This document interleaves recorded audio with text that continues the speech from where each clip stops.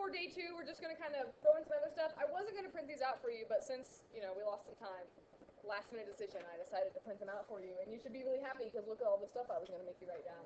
I kind of already said this, but remember that what we did on the first day, talking about the instantaneous rate of change or the instantaneous speed, that's exactly what we're doing when we find the slope of the tangent line. So that's kind of all this is saying. Throwing something else in there, we can say the function that they give us to begin with is the position function. If I said at 2 seconds, where is the function, you could plug 2 in for time, and you could tell me that the function is at such and such position. So we always call that original function the position function. And if they gave you 2 points, just like we did with the first part of 2-4, if they gave you 2 different intervals, you could use the average rate of change, which is just a slope formula.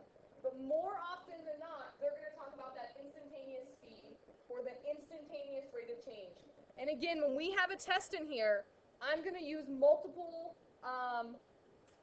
ways of saying the same thing, because it's really important that you know when you see instantaneous rate of change, instantaneous speed, slope of the tangent line, all of those mean, oh, I need to do the limit as h approaches 0 of f of t plus h minus f of t.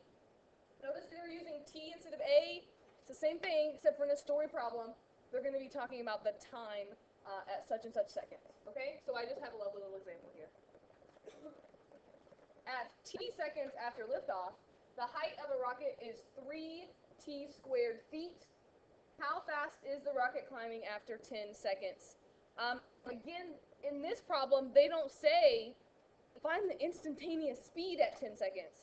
Find the instantaneous rate of change at 10 seconds. They just say, how fast is it at one specific second? They don't say how fast is it going between 5 and 10 seconds. That's when you could just use slope. If you want to find how fast it's going at specifically 10 seconds, we're just going to do this, right? And this is my little function. We say f of t equals 3t squared. And this is becoming like second nature by now, I'm sure. Let's do it. So I'm going to write the limit as h approaches 0.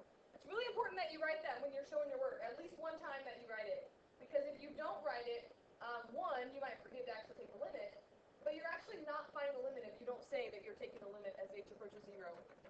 I'm going to do, again, I'm going to plug 10 in here. I feel like if I do it this way, maybe you guys will jump on board here.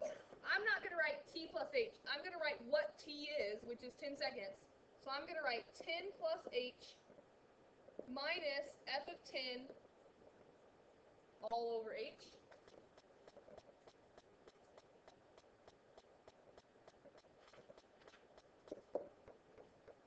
So I'm going to get 3 times 10 plus h squared minus 3 times 10 squared, which we probably could go ahead and say is 100.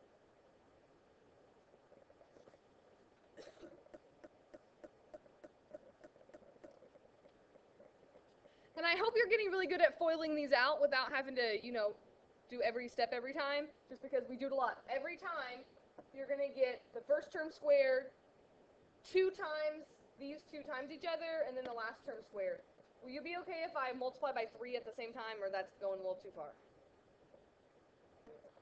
Okay, so I'll do 3 times 100, and then 10h plus 10h will be 20h plus h squared minus 3 times 100, which is just going to be 300.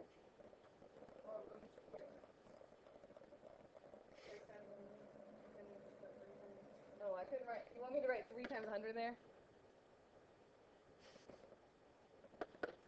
So I'm going to get 300 plus 60h plus 3h squared minus 300 all over h.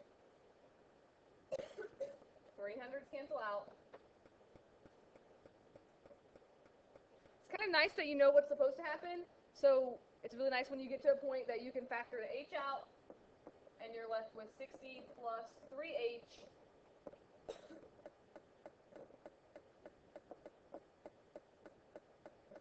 The whole goal is to get to the point that I can plug 0 in there for h. So if I cancel my h's out, I'm just going to get 60 plus 0, which is just 60. And this is the speed at 10 seconds. So if I ask for the units on that, if it's moving at 3 t squared feet, and we're talking about 10 seconds, this would be 60 feet per second is how fast it's moving at 10 seconds.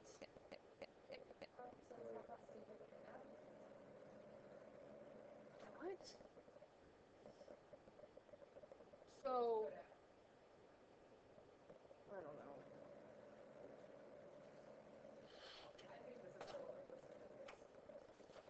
I'm not sure now that you question it.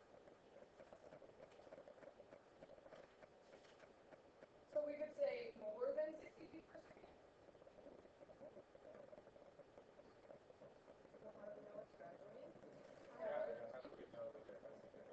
I think that maybe we'll just change this to at. Okay.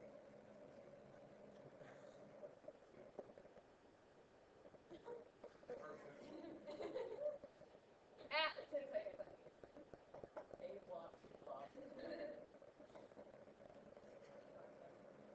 Oh. Okay.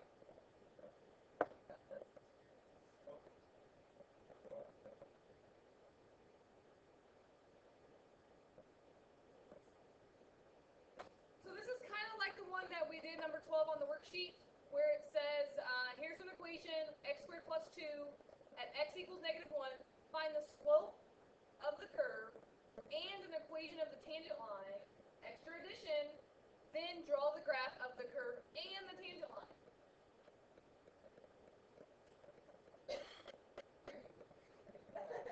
How do you find the slope of the curve?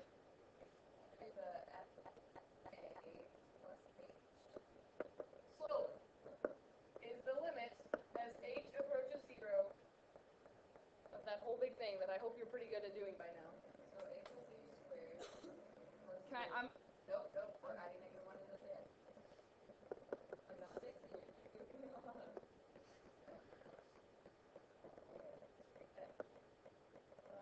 oh my gosh, you're getting me all mixed up. I'm just gonna do f of negative 1 plus h, so that's gonna be negative 1 plus h squared plus 2. Don't you find it nice to just have one letter in it instead of two letters? No, because if you do it this way, then you always know what the FOIL is going to be, so you never have to actually like FOIL it in your head because you already automatically know it's going to be. Oh, actually, yesterday I messed up. She did mess up. But I mean, like, you always have 2 off. You're right. Well, you've always 2 times those 2 things though. Like that should help you foil anything. All right, you do it your way, I'll do it my way. We'll see if we meet at the end. So I think I'm going to get 1 minus 2h plus h squared. Negative 2. Highlight, you have a head start. Minus 1 minus 2. Either way, the same stuff's going to cancel out, so it doesn't matter. I just feel like you guys all plug A in because that's the one example that we did. So you've just said, like, this is the way we did it the first one, and this I'm always doing it. So I'm just trying to convince you that you don't have to do it that way.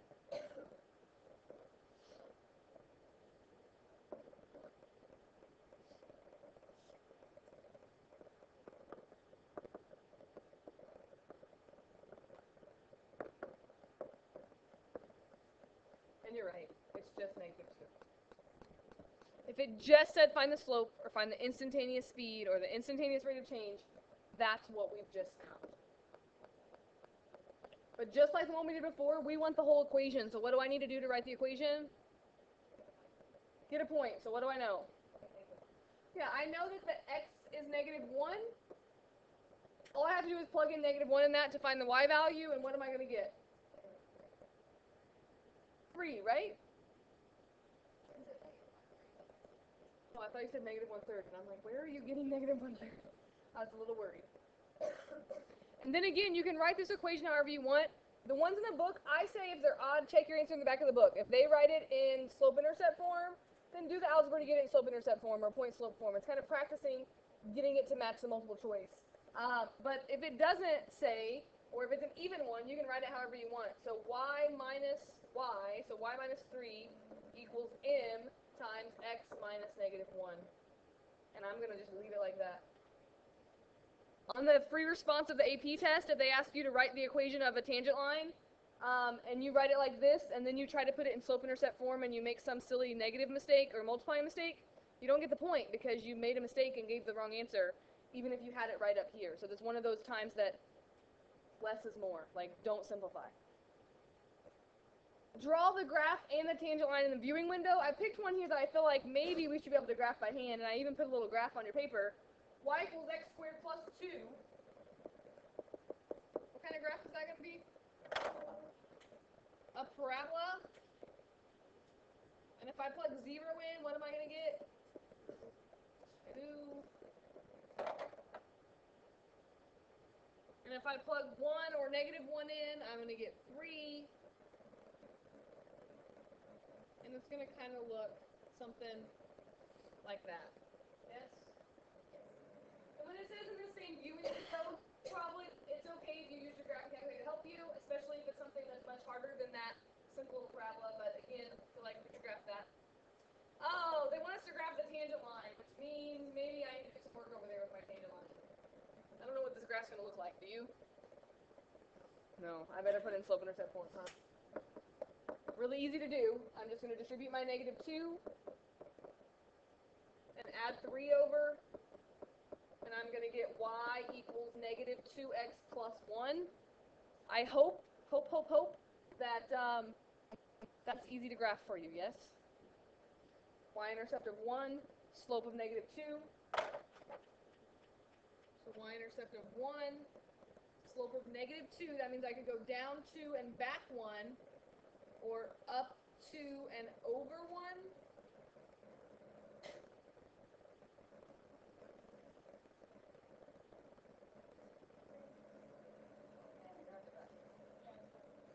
I graphed it backwards, just kidding.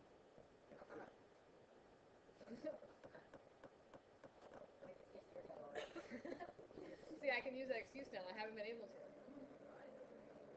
Oh my gosh, just erase it. Undo. Why didn't you tell us before? Because I didn't want to. I don't know. I'm just a worried person. I'm always worried of something happening. And so I didn't really tell anyone at first. What, your husband? Well, I told my husband. You guys try.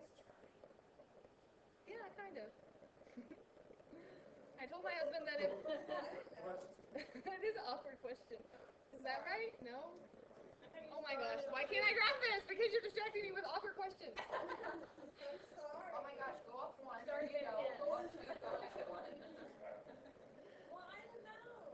I told my husband that I turned 30 this summer, and I said once I turned 30, I was going to be too old, and I didn't want to have any more kids after that. Okay, so there you go. The idea is a tangent line just touches at that one point. My graph's kind of a bit messy because I don't know how to graph apparently. But at x equals negative 1, if I graph this on a graphing calculator, you should see that it just touches right there, and that's the definition of a tangent line. So here's a new thing for you. A normal line.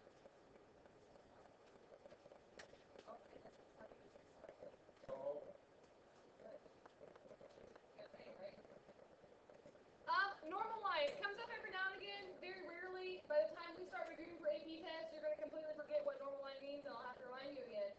But a normal line to a curve is just a line that's perpendicular to the tangent line. So it goes through the same point as a tangent line, but it's perpendicular. So you get to remember all those things about slopes, right? And I already put it on here for you, so there's no checking to see if you remember.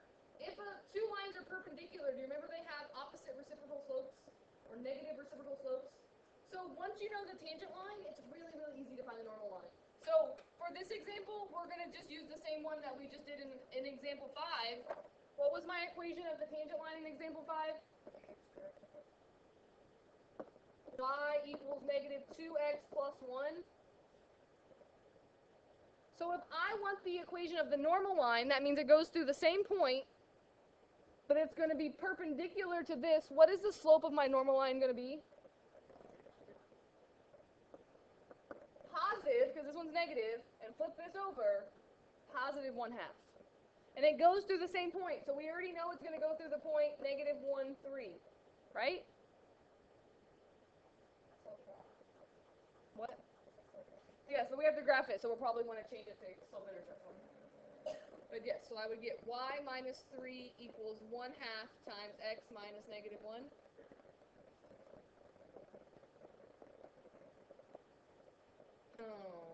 Plus 1/2. And add 3. It's alright, it's just 3 1/2. So I think we get y equals 1/2 x plus 3 1/2. And I'm going to go back and graph it on the same graph that we just did, so you don't have to make a new graph. So let's see if I can graph this one correctly. A y-intercept of 3 1/2 and a slope of positive 1/2. 1, 2, 3 1/2, up 1, over 2, or down 1, back 2. It should go through that same point, negative 1, 3, and it should be perpendicular to my tangent line, and kind of this way. How do you feel about that? Normal lines. All those algebra come back together.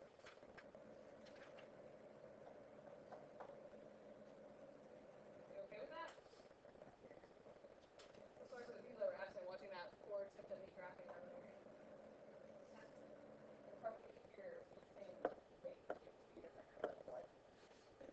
They'll be back later, I'm sure you'll tell them before they watch the video. I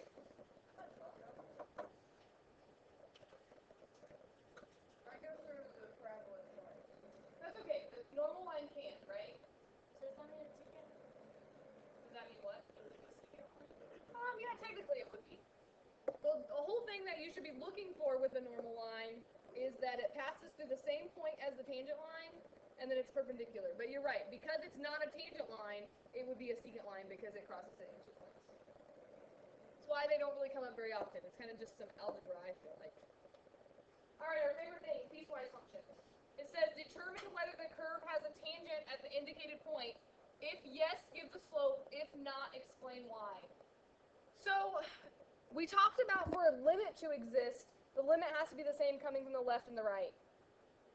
For the slope to exist at a specific point, it has to be the same slope coming from the left and the right.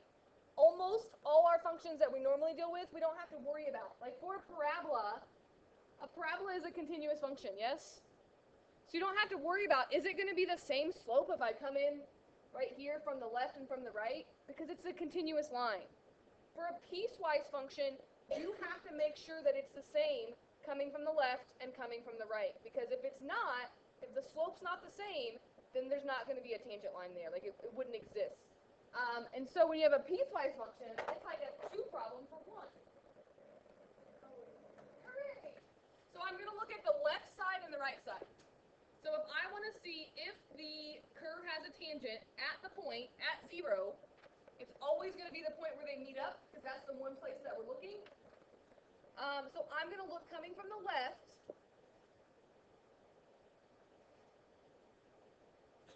I'm going to take the limit as h approaches 0 of f of a plus h minus f of a, or you can just plug in 0. I'll do a Sarah's way today on this one example. If I'm working with coming from the left of 0, am I dealing with the top part of that piecewise function or the bottom part? The top part, because the left of 0 would be over here. So I'm going to get negative a plus h minus negative a.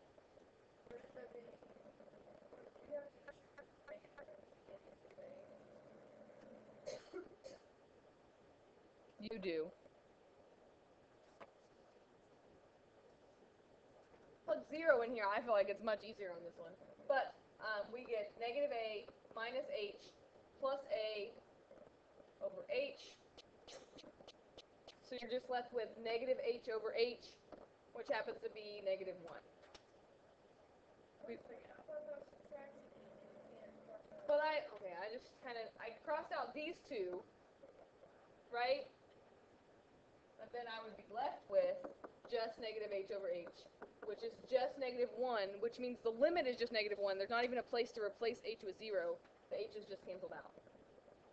What I'm looking for is if the tangent exists, if I take the limit coming from the right, then I should get the same value. If I don't, then I would say there is no tangent at that point 0. So coming from the right, I'm going to do the exact same thing. But if I'm coming from the right of 0, I have to use that other function, x squared minus x. I'm going to plug in 0 to show you such a better choice on this one. You would get 0 plus h squared minus 0 plus h. That would be f of a plus h minus 0 squared minus 0.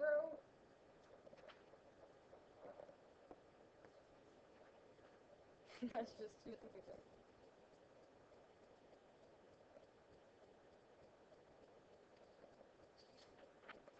So 0 plus h squared is just h squared minus h. This is all just 0.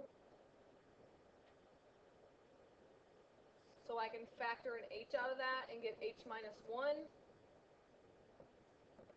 And the h's cancel. So this one I actually do have to take the limit as h approaches 0. And it would just be 0 minus 1, which is negative 1.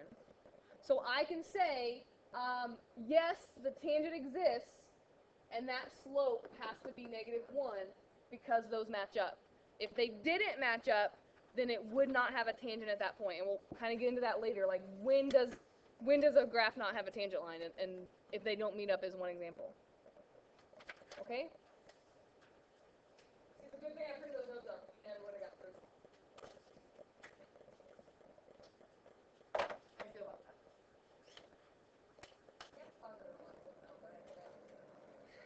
I'm telling you, just plug 0 in. I'll look at it. Here's your homework. I didn't print this one off, so I wouldn't have to do front to back on that last page there. But this is on your assignment sheet. This is 2 for day 1. Notice on number 33, you only have to do parts A through C. There are more parts than that.